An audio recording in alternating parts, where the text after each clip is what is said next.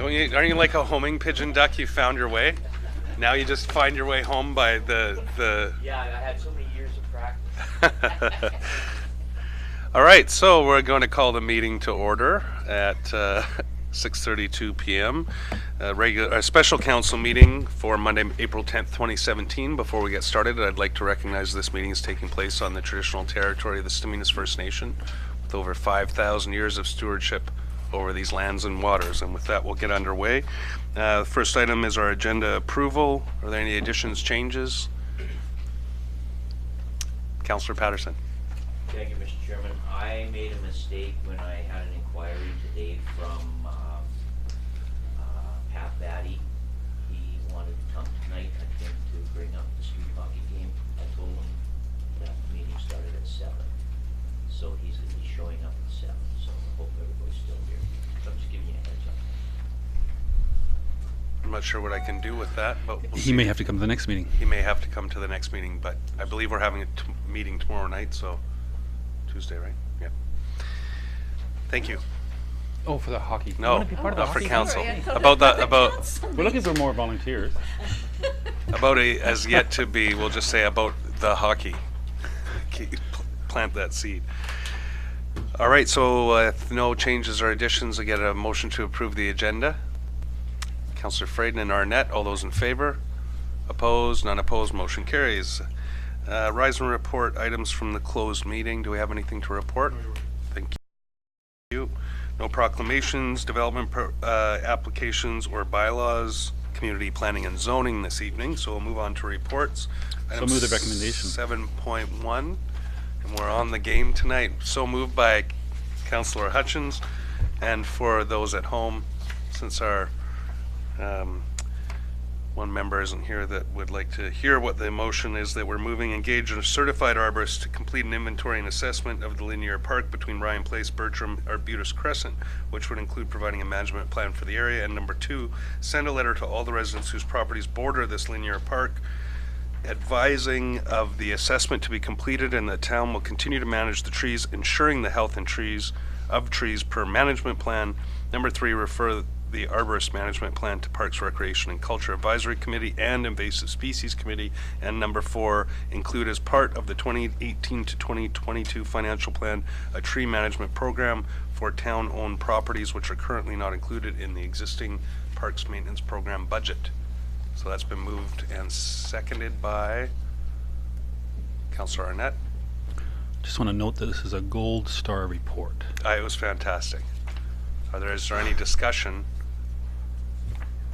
I guess it might only get a silver star. So I was going to say Teacher Henderson or Councillor Henderson, and then Councillor Friesenhand. I have one concern, and that is on page 3 under the financial implications, where it mentions that you'd be asking for estimates on topping of the trees and tree removal. And topping of the trees is not advised by most arborists, so I would imagine that that wouldn't be something you'd be getting an estimate on. So I'll put that through to staff. I believe that the arborist would be the one making the recommendations, so Your Worship, yes, once a tree has been topped, it would be the responsibility to maintain that top for the health of the tree. So if the arborist determines that it has been topped previously and it needs to be maintained, we would continue to be required to top that tree for the health and safety of the tree. If it hasn't been topped, that is certainly, you're right, it's not a practice to do the topping of trees any longer, but that was a practice that was used a number of years ago. So, thank you. I think when I read the arborist report, though, he clearly said that topping is not advised, so because the trees degrade after that. Did you have a supplemental, Councillor Anderson? Because it, as the Mayor just mentioned, it probably weakens the tree. It's not advised. I would be surprised that they would retop it. There's a lot of fine pruning that can be done, thinning, all types of other skills come to play, but topping is never advised. Thank you. And I would hope that the arborist would make those recommendations and then we would follow through on them. But I think the concern is that when it's referred to in the report, although it's not referred to in the recommendation, that gives an indicator that that would be a practice we would continue to support, although the report from the arborist does say. So I think that the highlight there was that the financial implications maybe just people get in their minds that topping would be part of the prescribed action when what the arborist report that's here says that they wouldn't recommend that maybe the trees were unsuitable for the location, for example, if they would require to be topped. But I think staff can take that under advisement when they work through the process with the arborist. Councillor Hutchins. I just want to clarify, this is, I understand, happening in a sequence. There's an assessment done, but that assessment goes to Parks and Rec before there's a notification to the public. Mm-hmm.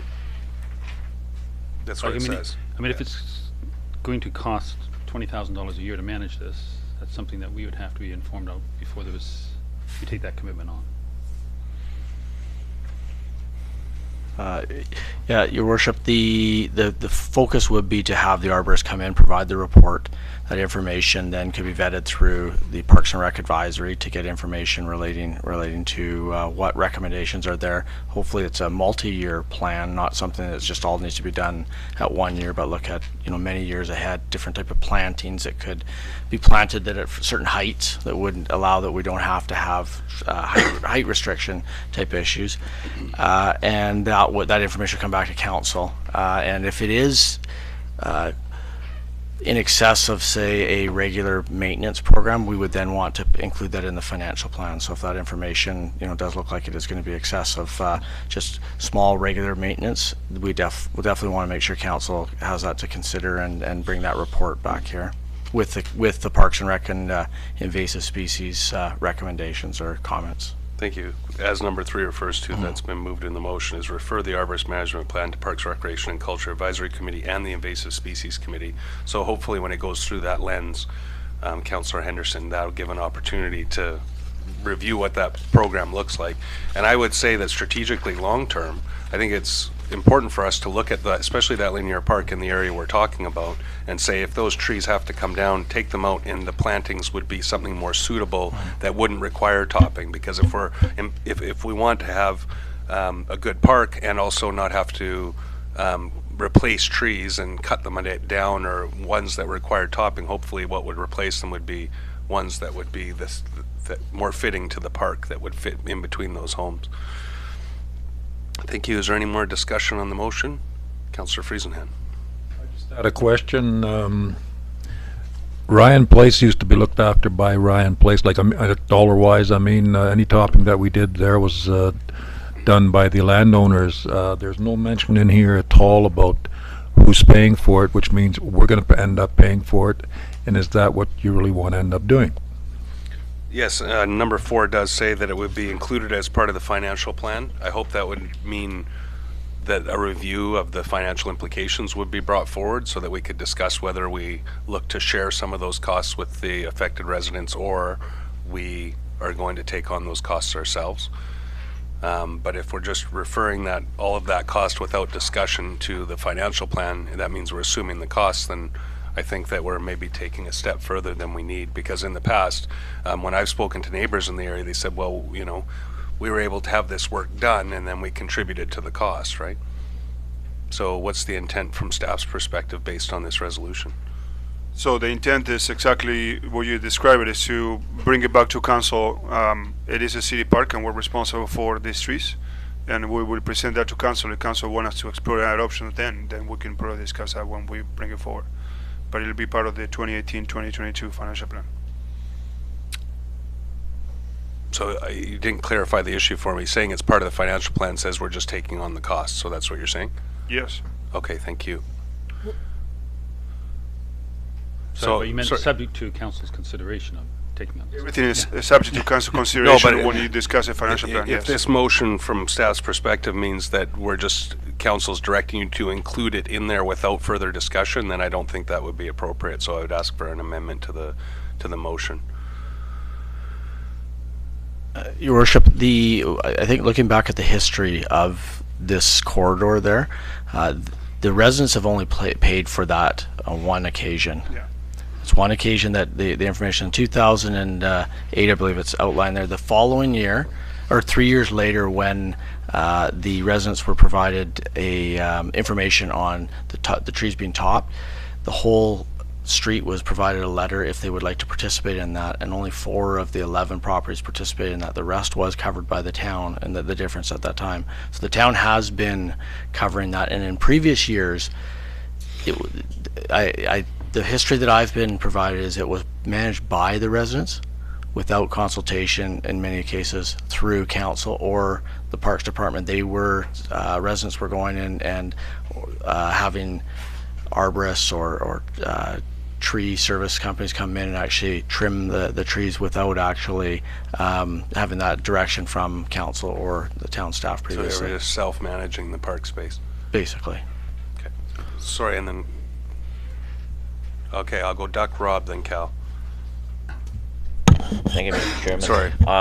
That's what I was going to refer to, is the that local area service contract that we entered into for 2 years. And this is stemming, I understand, from concern from residents up there. And I was going to ask about reinstating, or yeah, I guess reinstating the local area service bylaw, so that the residents up there requesting the trees be looked after for their views participate in the cost of it. Okay, so that's not a motion, and we have moved and seconded this. Yeah, so we can deal with that conversation, I guess, subsequently. We do have a motion on the floor at the moment, so just keep that. Councillor Hutchins. So, just to clarify my memory on the history of this, we only legalized the community payment of it in that 2008 period, and it actually came out of because a request from the neighborhood, and rather than 2 or 3 people knocking on doors, collecting the checks and submitting them, they said, can't we just do it legally? And that's how we set that process up. So it's not the first and only time, it just happens to be the time that we set up a specified area, whether that was appropriate or not at the time. So this has been logged or topped since about 1984, 85 area. That's the first time it started, I believe. And it was like every 3 or 4 years. So I can tell you the town actually, I think, paid for the very first one, but after that, the residents collected the money. And yes, on one occasion, I think it was like 96, we found them doing it themselves, and that's when we set our process. We had a neighborhood meeting up at Ryan Place, I think twice over the years that I was involved, and it was a significant neighborhood community engagement process. It's interesting how things have changed and people have moved on. But to me, the approach that is, especially the first part here, is actually getting somebody to really take a look at it and see what it's going to cost to maintain in a healthy way, is the most important thing, because I don't think we've ever done that before. So, Thank you. so I'm going to actually move an amendment that number 4, subject to council's consideration, include as part, just words subject to council consideration before the first word of number 4. So that movement's amended. Amendment is moved. Seconded, Councillor Henderson. Any discussion on the amendment? Seeing none, we'll vote on the amendment. All those in favor? Opposed? None opposed? Motion carries. Discussion on the motion as amended. I have Cal next on my list. Sorry, Councillor Frayden. Too casual. Yeah, my question is to staff, just based on the report. Looking at it, the arborist would he do a danger tree assessment included in with his report once he completes it, with recommendations for removal? I'm assuming that's how he would do Correct. that? Yeah, that would be one aspect of the report. Okay, so he would determine which trees would be removed and subject to removal. Also, does staff take any sort of formal training with danger tree assessment? So they can do their own, I mean, I know I have certification, and I know you can too. There are programs available that you can take. I don't think we have taken any. I don't have taken any. No. No? Okay. Might Just be something for consideration. I would just think that maybe you can look at it. There's a number of courses you can take through forestry that are available to train staff up on, to identify, and they once you get your certification, you can do recommendation for removal, which would probably save us a few dollars. Anyway, thank you. Especially once we have an arborist plan in place, they could be the ones following up on it and making sure that we keep on top of it. The only comment I have, seeing no other hands, is just that it is a park. And I think that most parks we would be considered to manage our greenery and things like that in the parks. So although I appreciate past arrangements, I think it's important that when, I'm glad this will come back to council to discuss, but I think that as things change and the original owners that may be involved in these neighborhood agreements pass on or sell their properties, that we can't have the expectation that we're going to go back to community members and say, you manage our parks and maintain the trees that are in the parks that border your property. Unless that's some kind of a condition or a covenant on somebody's property purchase, I think it's I don't know if that's would be considered normal to ask people. I know in other park areas where we own land and the trees are at risk property, we retain the liability for those trees, not the people that live adjacent to those properties. So that's just something to think about. Obviously, with the amendment, this will come back to council to discuss once we understand the financial implications. So, seeing no more hands, call the question. All those in favor? Opposed? None opposed. Motion carries. Nothing else coming forward. We'll move on to correspondence. Thank you. So the recommendation is moved. Second. What's this? Oh, okay. Oh, wow, you brought me all the stuff. I thought I had to verbalize this stuff, but we may have it passed before you get it handed out, but we'll see what happens. So the recommendation is moved by Councillor Arnett, seconded by Councillor Hutchins, I think. Thank you. Just a little bit of background on this. I'll read the recommendation out. Just advise Ladysmith Arts Council that we support a proposed partnership between the town of Ladysmith and the Arts Council as outlined in the letter on page 12 of our package from April 4th for the sole purpose of securing grant funding through the Nanaimo Foundation to acquire air conditioning system for Ladysmith Waterfront Gallery, and number 2, direct staff to work with the Arts Council to establish the details of this arrangement. Just a bit of further information before I call the vote, or if you have questions. The quote's been provided to us, thank you for that, and in discussions with the manager of the Arts Council, this is for actually for the top floor, not including the kitchen area, so it would also cover LMS and the LMS offices upstairs and the studio space. So it would be designed to be cooling the occupied areas of the top floor. Because I had a question with a little bit of background in HVAC commissioning. I thought if they partnered with LMS, there'd be a lower cost per square foot because they could use a larger unit with 2 air handlers. It sounds like that's something they've already been working on. So, is there any other questions or discussion? Seeing none, I'll call the question. All those in favor? Opposed? None opposed. Motion carries. Moving on to unfinished business, this is an update, shared recreation database agreement. We've discussed this before, CVRD North Cowichan and Town of Ladysmith using a shared recreation service so that we can better manage recreation offerings throughout the regional district. Helps us coordinate information, so if somebody registers for a program here, then there's one at Island Savings Center that we don't offer. That registration information is tied together, and there's a good report here as well as the privacy implications. Doesn't look like there's any unusual issues in terms of any of the privacy management, and it's definitely going to offer a better level of service at a lower cost. Long overdue. Very much so, and we seem to be moving on some of these things, so that's a good thing. So moved. Moved by Councillor Hutchins that we approve the proposed shared recreation database agreement between the Town of Ladysmith, Cowichan Valley Regional District and the Corporation of the District of North Cowichan, and that authorize the Mayor and Corporate Officer to execute the agreement. Councillor Friesenhan. Oh, Councillor Freyden already seconded. No further discussion. All those in favor?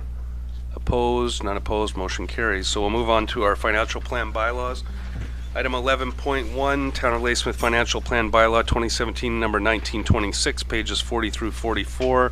And this is the bylaw 1926 is to adopt the 5-year financial plan for the Town of Ladysmith as required by the community charter. The recommendation is that we give the first 3 readings to bylaw number 1926. Moved by Councillor Arnett, seconded by Councillor Patterson. All those in favor? Opposed? None opposed. Motion carries.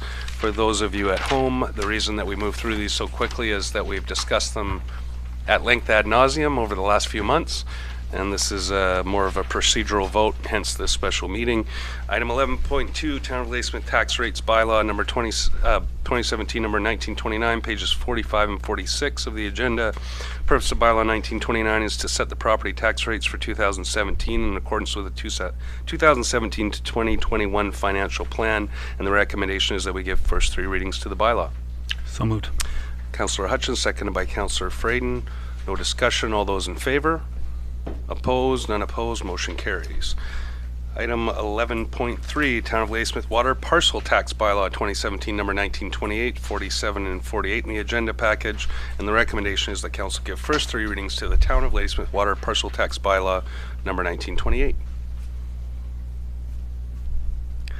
It's like everybody's waiting for somebody else to jump. Moved by Councillor Friesenhand, seconded by Councillor Arnett. Any discussion? Seeing none, all those in favor?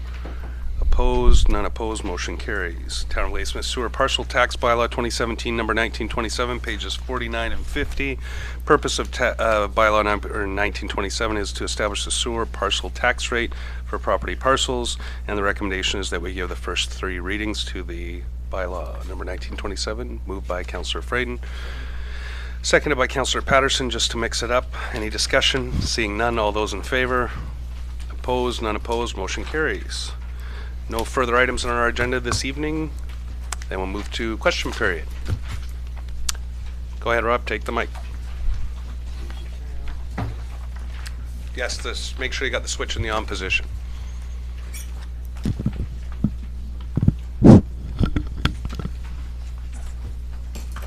I was going through some of the stuff from the city of Duncan, and I noticed in their council policy manual, they have a bereavement acknowledgement.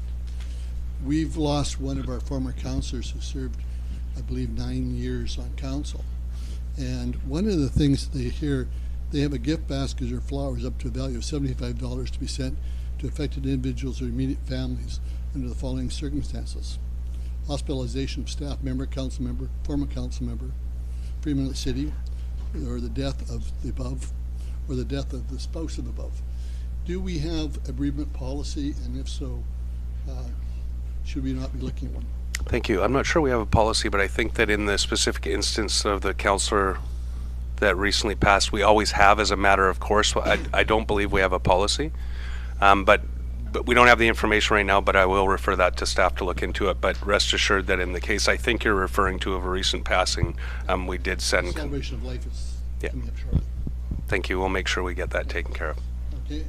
The other quick question by me, in regards to the quote for the air conditioned heating, I noticed it's Archie Johnson from Nanaimo. Do you know if they consulted or got quotes from the two heating cooling companies in Ladysmith? I can't speak for them. This was a late request from them to support a grant application, so I did ask them for this additional detail today, but it's something I can follow up on, but I can't say for sure. It'd be nice if we could have it done locally. Yep. Thank you. Thank you.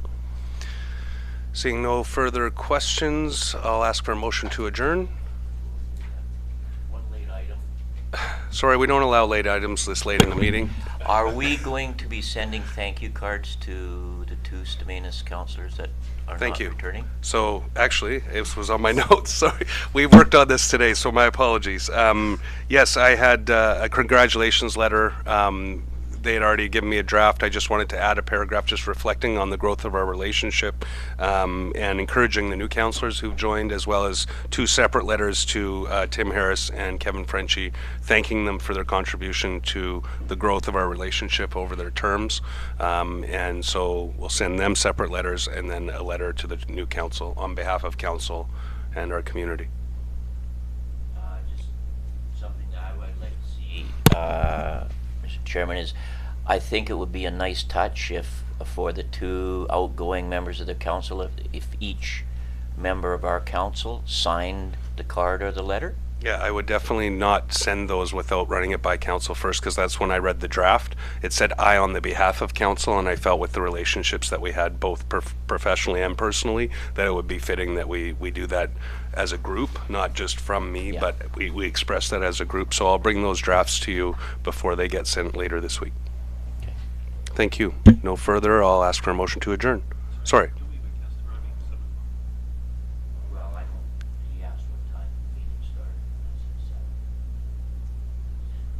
We, so did we want to wait for, no. Motion to adjourn. Councillor Hutchins, Patterson, all those in favor?